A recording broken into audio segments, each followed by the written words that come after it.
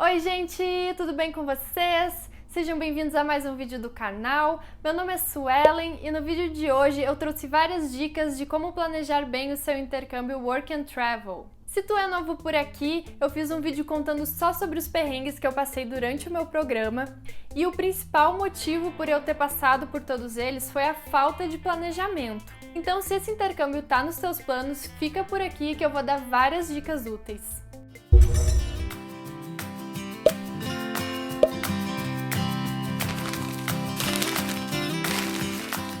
Sabe que com esse programa tu não vai ficar rico e tu provavelmente vai trabalhar numa função que é totalmente diferente da tua área de estudo no Brasil. Mas tá, se tu já decidiu que é isso mesmo que tu quer, pega papel e caneta e anota tudo aí.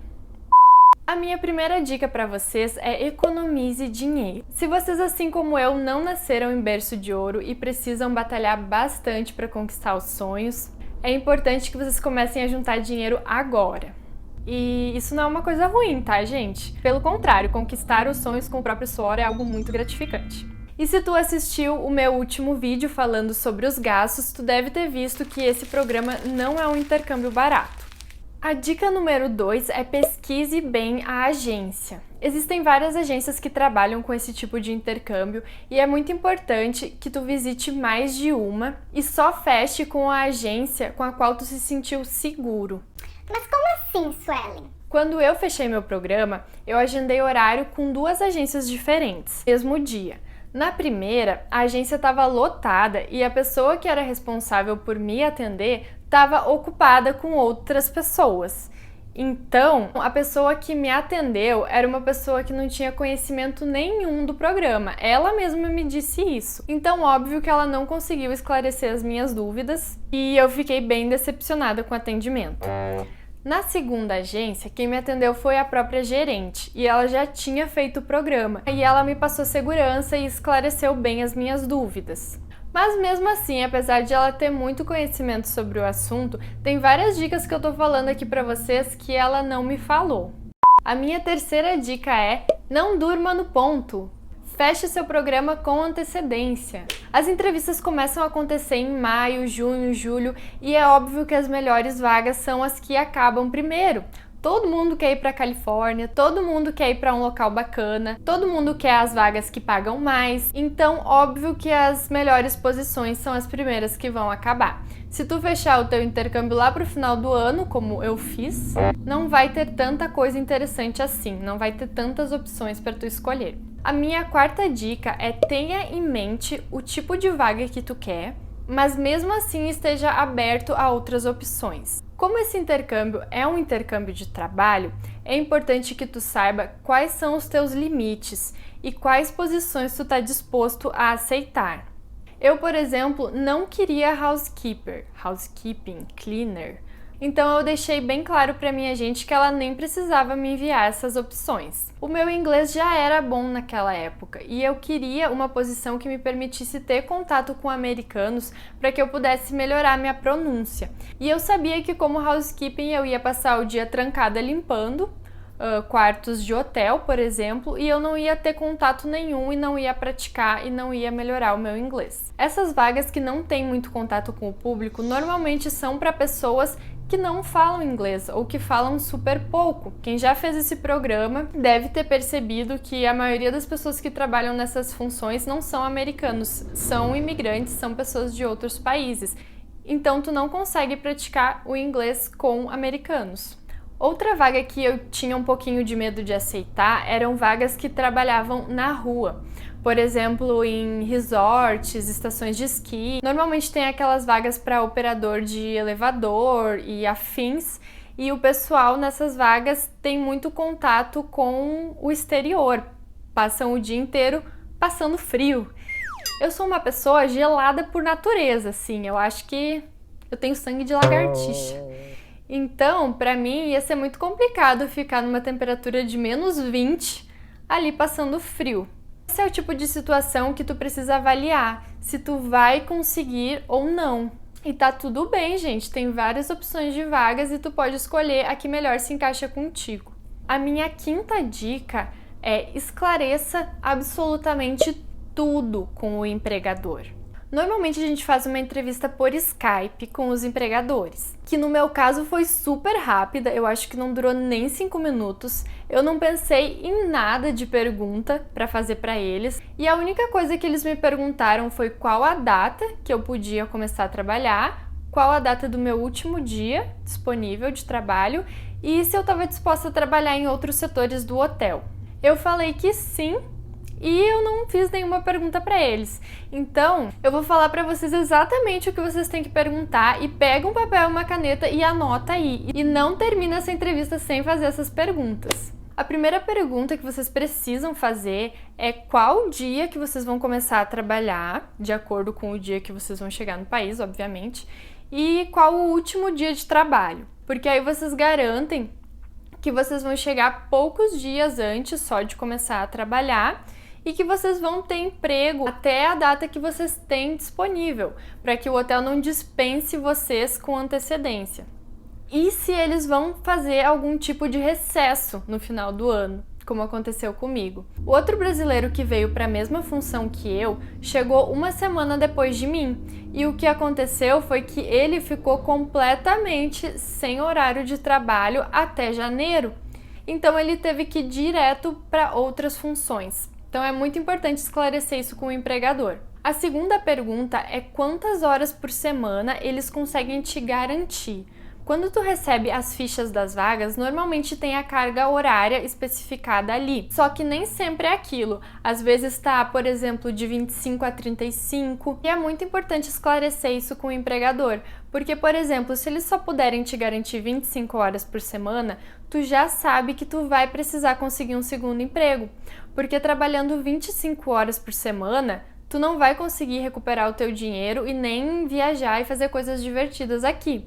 O ideal seria que o empregador te garantisse pelo menos 35 horas por semana, mas se não, tu já pode perguntar se tem a possibilidade de tu trabalhar em outras funções dentro daquela empresa. A terceira pergunta é se tu vai poder fazer hora extra. Alguns empregadores não se importam que tu trabalhe 70 horas por semana, por exemplo. Pelo contrário, eles inclusive gostam, precisam de gente para ocupar aquela vaga. Mas outros não querem, exatamente para não precisar pagar a hora extra, que é mais alta do que a hora normal. Então, é importante lembrar que se tu tá trabalhando 70 horas numa mesma posição, tu vai ganhar hora extra. Mas se tu estiver trabalhando 40 horas numa e 30 horas em outra, tu não vai ganhar, porque são setores diferentes. Como era o meu caso, eu trabalhava em banquets, que era a minha função principal, na dishwasher e na laundry. Então, se eu estava trabalhando 15 horas na laundry, óbvio que eu não ia ganhar hora extra naquele setor, porque eu não estava fazendo mais do que a quantidade de horas permitidas. Vai ser muito melhor se tu puder fazer hora extra no mesmo setor do que ficar pingando aí em setores diferentes. Outra coisa muito importante para perguntar é se tu vai poder ter outro emprego. A maioria dos empregadores não se importa que tu trabalhe em outros locais, desde que aquela outra vaga não interfira na tua vaga principal. Por exemplo, quando tu aceita uma posição, é um emprego como qualquer outro, então tu tá se comprometendo em trabalhar naquela posição. Tu não pode simplesmente faltar um dia de trabalho para fazer um freelance em outro local que vai te pagar mais. Primeiramente, tu tem que cumprir com aquela vaga inicial e encaixar o teu segundo, terceiro, quarto emprego nos horários disponíveis de acordo com aquela primeira vaga. Outra coisa muito importante de se perguntar é sobre refeições e transporte. Tem algumas posições, como por exemplo na cozinha, restaurante, garçonete, que normalmente o empregador vai oferecer alguma refeição de graça ou por um preço bem baixo. E isso já ajuda bastante, né? Porque aí já é um gasto a menos durante o teu programa. E o transporte é bem importante também, porque se tu vai pegar ônibus todos os dias, é interessante que o empregador ofereça algum tipo de auxílio, porque senão tu vai acabar gastando muito dinheiro com isso.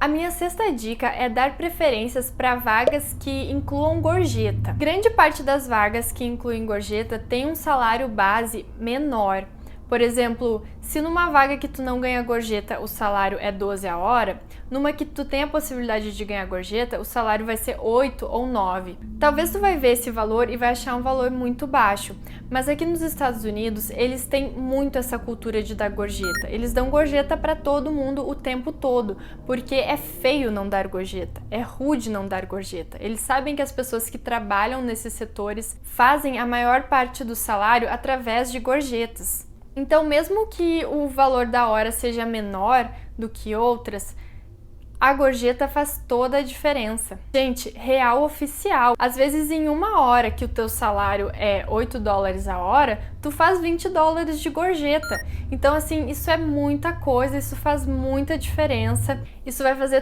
toda a diferença nos teus ganhos durante o teu programa. Eu gostaria que tivessem me dito isso. A minha vaga não tinha essa possibilidade porque eu não tinha contato com as pessoas, nenhum dos setores onde eu trabalhei eu tive essa oportunidade de ganhar gorjeta, e essa é uma dica de ouro assim que eu posso dar para vocês.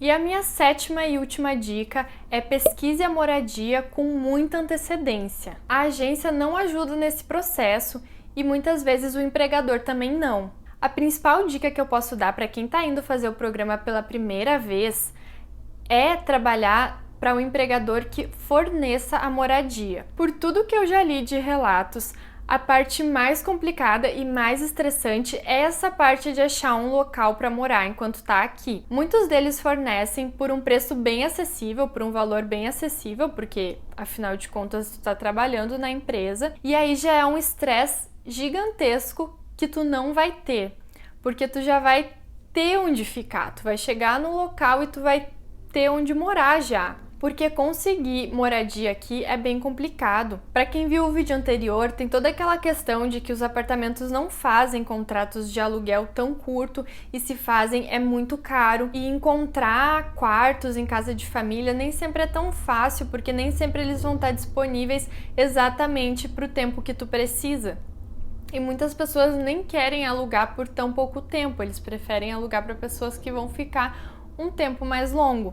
Então, se tu vai para um empregador que fornece, tu já tem uma tranquilidade de saber que tu não vai passar trabalho procurando local para morar e que tu já vai chegar e poder se instalar e vai estar tudo certo e tu vai ficar naquele mesmo lugar até o final do teu programa. E mesmo que depois tu encontre um local mais interessante, seja financeiramente falando ou porque tu vai morar com outras pessoas com quem tu tem mais afinidade, não importa. Se tu decidir que tu não quer mais morar no housing que o empregador oferece, tu tem essa opção de sair e morar em outro lugar. Mas caso tu vá para um empregador que não forneça isso, entra em vários grupos do Facebook sobre o programa, entra em contato com pessoas que foram para o mesmo local que tu tá indo, pergunta para elas onde elas ficaram, pergunta como foi, pede indicação dos locais onde elas ficaram, e isso tudo com muita antecedência para que tu possa se planejar bem.